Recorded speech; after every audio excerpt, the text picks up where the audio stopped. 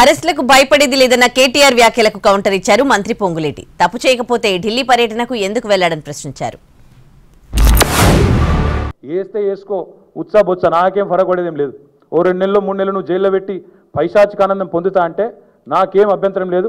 మంచిగా పోతా, యోగాగిగా చేసుకొని ట్రిమ్గా వస్తా, పాదయాత్ర ఎక్కుతా. కాబట్టి నేను భయపడేటోని కాదు, మేము ఎవ్వరం భయపడేటోళ్ళం కాదు. ఈ ఉడతా ఊపులకు, ఈ హౌలా మాటలకు ఎవ్వడు భయపడడు. మీరు తాటాకు చప్పట్లకు భయపడము అంటున్నారు. సంతోషం. ఇక్కడ ఎవరినో ఉద్దేశపూర్వకంగా ఇబ్బంది పెట్టాలనో ఇబ్బంది పెట్టే కార్యక్రమము ఈ ఇందిరమ్మ రాజ్యంలో ఎప్పుడూ జరగదు. పేదోడికి చెందే సొమ్ముని కొల్ల కొట్టిన ఏ ఒక్క వ్యక్తిని కూడా వారి డైరీ ప్రకారమే, వారు చేసిన కోర్టు ప్రకారమే చట్టము తన పని తను, ఎంత పెద్ద ధరనైనా చట్టము తన పని తప్పకుండా చేసుకుంటా పోతుంది.